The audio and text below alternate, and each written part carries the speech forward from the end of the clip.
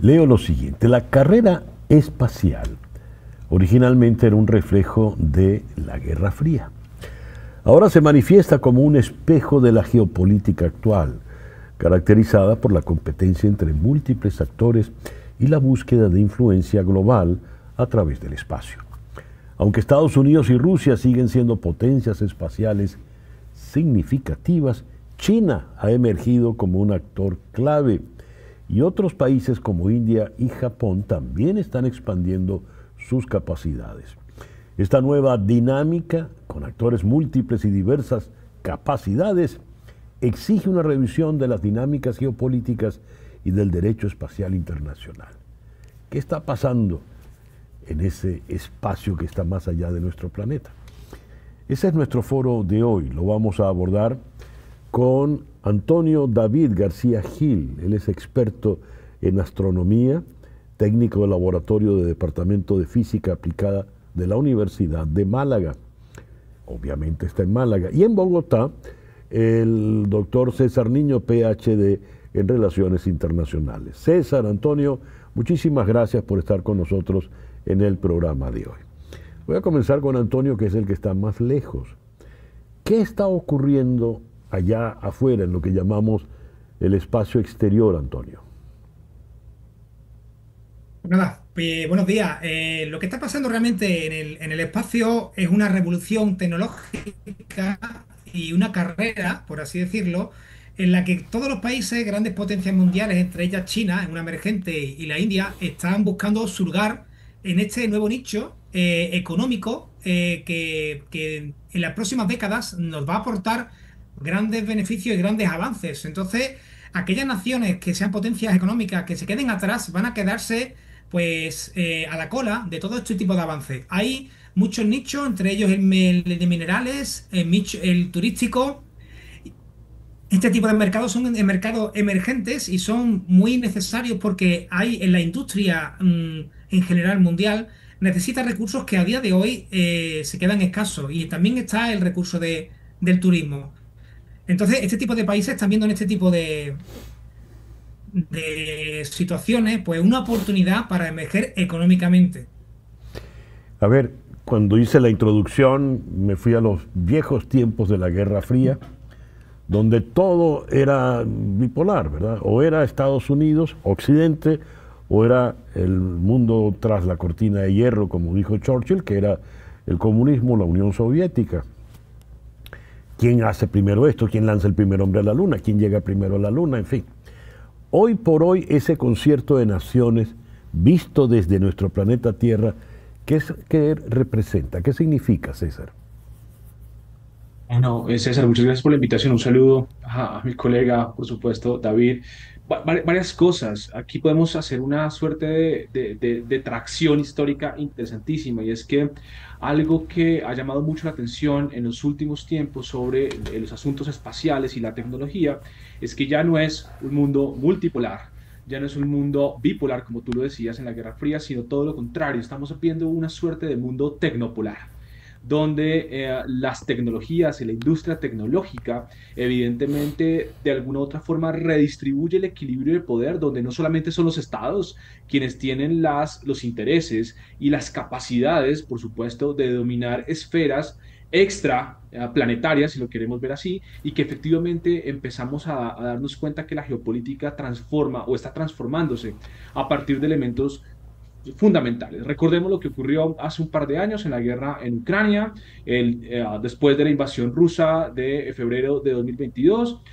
Elon Musk es entonces el actor individual que no representaba ningún estado, que le es capaz de suministrar a través de Starlink internet satelital a las tropas ucranianas para que pudieran sostener una guerra de resistencia contra la invasión rusa. Y eso, por fortuna, para los ucranianos, les representó de alguna u otra forma una bala de oxígeno para sostener una guerra. Luego, estamos viendo aquí que individuos, no estados exclusivamente, y también, evidentemente, empresas multinacionales, son capaces de sostener de alguna u otra forma los grandes dilemas de seguridad del mundo contemporáneo y los grandes dilemas de poder. Recordemos que se está casi que redefiniendo el Tratado del Espacio de 1967, tú lo recordabas bien, parecía que esto del espacio era un asunto exclusivamente de dos grandes potencias en la Guerra Fría, y hoy ya pues vemos un concierto un poco más amplio, donde no solamente estados, sino empresas y también individuos tienen proyectos privados particulares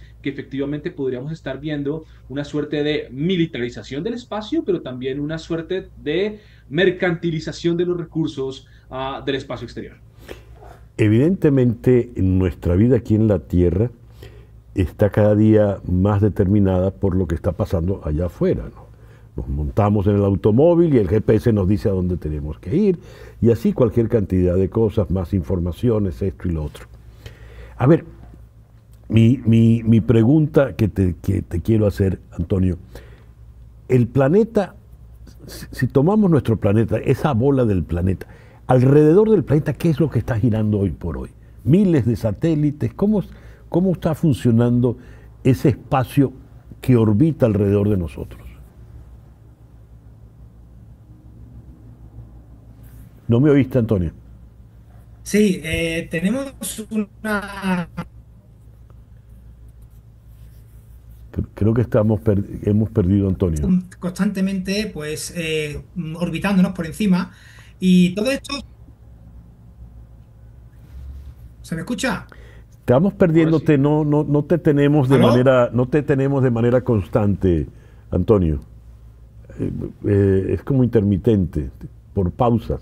Perdonad, es que estoy en una... Sí, que tengo una conexión algo inestable.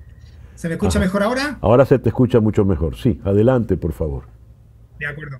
Bien, continúo. Venía a Sí. decir que actualmente tenemos una constelación, un enjambre de satélites, tanto públicos como privados, cada vez más privados.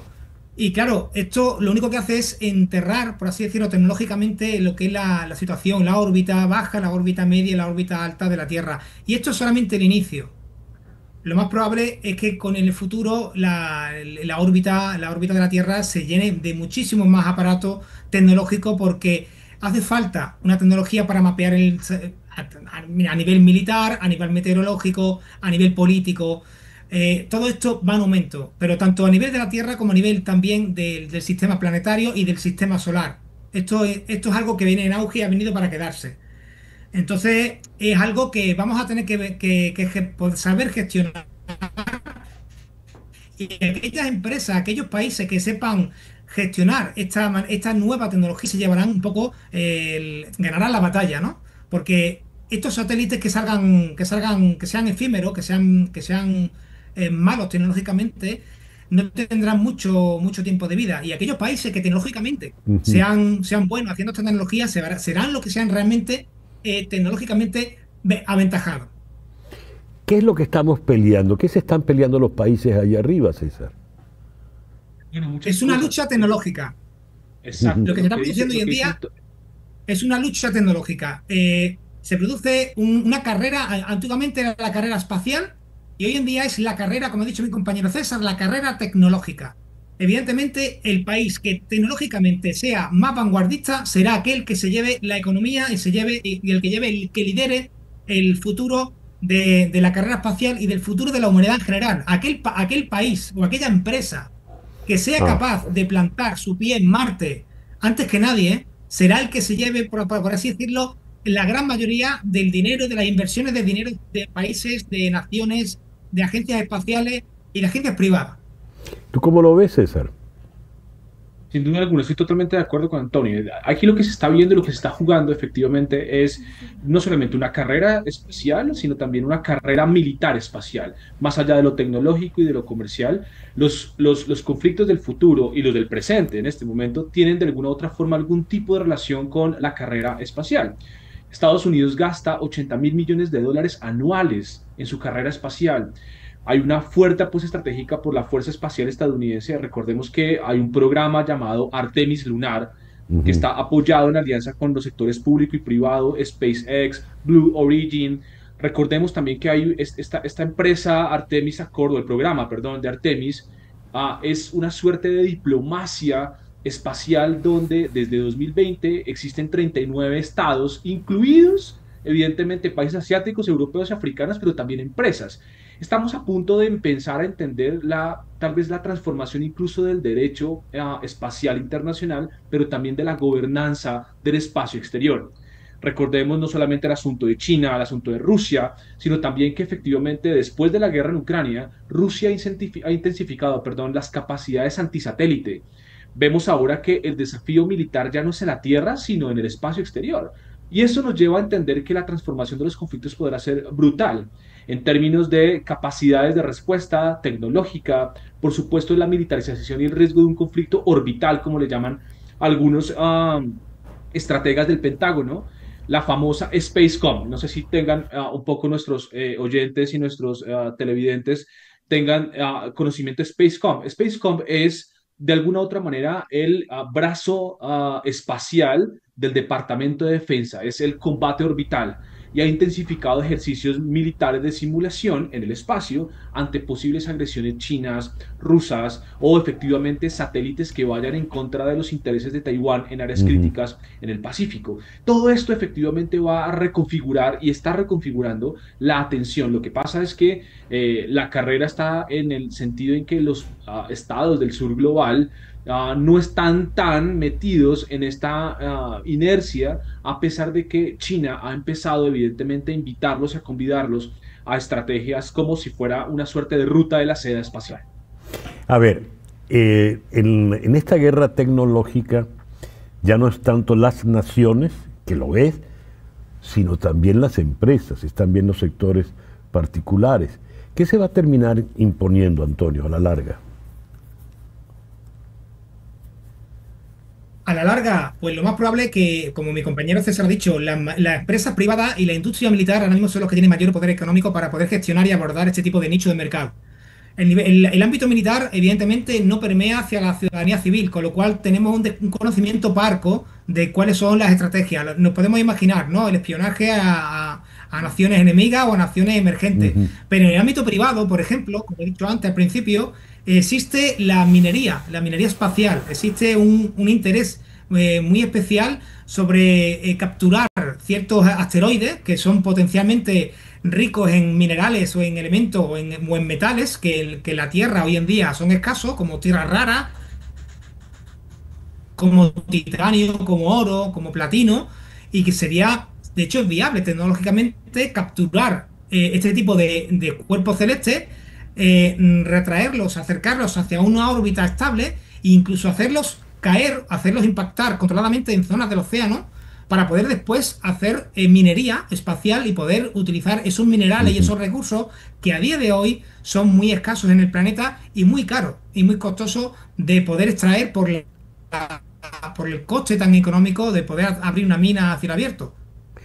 A ver, eso que está diciendo Antonio me resulta interesante, ¿no? Asumamos que vamos de pesca y aquel que pesque la trucha es del que la pescó. Entonces viene el asteroide y el que agarre ese asteroide, ese es el de él. Pero vayamos a una situación un poco más compleja. Vayamos, por ejemplo, a la Luna. Llegan los americanos, llegan los rusos, llegan los chinos. ¿Cómo se reparte nuestro satélite que en teoría debería ser de todos nosotros? César. Sobre eso hay una amplísima jurisprudencia internacional, César, a propósito de los ejercicios militares y la idea de el satélite como la Luna, por ejemplo. Recordemos que a partir de los años 60, después de la crisis de los misiles en Cuba y después, incluso entre tanto de la llegada de Estados Unidos a pisar la Luna, se empezaron a configurar una suerte de tesis interesantes sobre quién podría ejercer algún tipo de dominio, no solamente en la Luna, sino recordemos que también hay una circunstancia muy parecida con la idea del Sol. Y esto genera, de alguna u otra manera, problemas diplomáticos y problemas y tensiones geopolíticas. Bueno, recordémoslo hacia el exterior. Esto llevaría entonces a entender que se firmó un tratado internacional lo suficientemente capaz e interesante de restringir de alguna u otra forma las operaciones militares y ejercicios militares en la Luna, como sucedió en los polos. Todo esto, y de pronto mi colega David seguramente nos podrá ilustrar un poco mejor sobre esto, precisamente porque cualquier ejercicio militar, tanto en la Luna como en los polos, para poner un ejemplo, podría alterar de alguna u otra manera el equilibrio, la zona energética y digamos, para ponerlo en términos concretos, el magnetismo de la Tierra. Y esto podría generar catástrofes naturales que estarían impulsadas por, de alguna u otra forma, los impulsos militares. Y esto podría generar muchos problemas en términos medioambientales, climáticos, naturales, etcétera. Las mareas, recordemos que las mareas, seguramente David nos explicará mejor, las mareas dependen de otra forma de las fases de la Luna y de alguna otra manera las cosechas también. Y eso, por supuesto, si hay alguna alteración militar en el espacio ulterior, en términos de luna, por ejemplo, podría esto afectar el campo magnético de la Tierra y no estaríamos de alguna otra manera en un sistema equilibrado. Y luego, el derecho internacional también ha manejado o ha construido un régimen internacional en la forma de limitar los ejercicios militares, valga la cuña, sobre estos cuerpos celestes que efectivamente de alguna u otra manera influyen en la estabilidad física y química de la Tierra. Oyéndote, César, siento que estoy entrando en una novela de ciencia ficción, ¿verdad? Estamos casi ante aquellos supervillanos que tenía James Bond en los tiempos en que escribía Ian Fleming. Alterar las mareas, alterar el magnetismo de la Tierra, y todo eso se puede hacer desde el espacio. ¿Es ciencia ficción, Antonio, o es la realidad que nos espera en el futuro? A ver, actualmente, con la tecnología que tenemos actualmente la raza humana, no tenemos capacidad para alterar el campo magnético terrestre. El campo magnético terrestre se debe a una gran cantidad de masa de hierro y de níquel que está en el núcleo terrestre, y que sepamos, la Luna no tiene campo magnético. Él tenía algo residual hace millones de años y lo perdió. Entonces, el único problema que puede presentarse a nivel lunar serían los recursos naturales, que según la legislación de 1967 son, la Luna no pertenece a nadie, pero claro, ¿qué legislación? No hay ningún juzgado, por así decirlo, que sea mundial, que juzgue a ninguna nación en caso de que alguien llegue allí y haga acopio de esos recursos naturales, como por ejemplo puede ser el helio 3, que es un recurso natural muy apreciado y un recurso de energía muy importante cuando lleguemos a la Luna. Los recursos hídricos en la Luna se sabe que hay agua. Evidentemente, es de quién dispondrá de ese agua. Pues el primero que llegue, evidentemente, hará uso de ese agua. Y evidentemente, la potencia mundial que llegue, sea China, sea Estados Unidos, sea la India, la que sea, no va a tolerar que nadie le cuestione nada, porque de hecho ellos serán los primeros en llegar. Entonces aquí hay un vacío legal, por así decirlo, porque el primero que llegue hará un poco lo que le dé la gana. Entonces, se producirá un poco un expolio, como cuando alguien llega a una isla desierta, que piensa que allí no hay nadie. Esto, llego aquí primero, planto mi bandera, esto es mío, y que venga alguien y me diga que por qué no puedo estar aquí, cuando la instalación que yo he montado es con mi dinero, la instalación que yo he montado es con personal mío de mi país, y evidentemente otros países no podrán decir nada, porque evidentemente no tendrán capacidad económica ni legal para poder decir: oiga, deme usted mi parte. Su parte, ¿a cuento de qué? Si usted no ha puesto nada para llegar aquí. Entonces, eso es una realidad que va a pasar. Va a haber una carrera por recursos naturales y por colonizar ciertas partes, evidentemente empezando por la Luna, y después iremos migrando hacia otros planetas, que es hacia donde migra y hacia donde sueña, por ejemplo, el famoso empresario Elon Musk, que quiere llegar a Marte, pero que esto llegará con el tiempo. Con el tiempo y con el dinero, que todo es en la raza humana, con tiempo, con dinero y con tecnología, se conseguirá. Hemos llegado al final, se nos ha acabado el tiempo. César, te dejo la palabra conclusiva en la mañana de hoy, por favor. Gracias. Bueno, pues sí, pues la gran conclusión de todo esto es que estamos en un escenario de absoluta incertidumbre sobre la vertiginosa y la rápida forma en la que tecnología ha moldeado el poder global contemporáneo, donde no solamente tenemos estados compitiendo por la carrera espacial, sino empresas privadas e individuos con diferentes capacidades de dominio y de proyección internacional y, por supuesto, espacial. Seguramente algo que nos queda de todo esto tiene que ver con la reformulación de la gobernanza del derecho espacial, del derecho espacial internacional, y claramente para también tener de pronto alguna suerte de mayor pedagogía sobre las implicaciones que tendrá a futuro muy cercano y también lejano la carrera y el dominio por los recursos que efectivamente parecen ser bastante interesantes, estratégicos para la industria militar, comercial, tecnológica, médica, científica, que seguramente están por fuera de la Tierra. César Antonio, muchas gracias por estos minutos en la mañana de hoy. Un gusto, gracias. César Niño, doctor en Relaciones Internacionales en Bogotá, y el astrónomo Antonio David García Gil de la Universidad de Málaga. Son las 10:33 de la mañana, una pequeña pausa y ya regresamos en Conexión. En un momento regresamos con César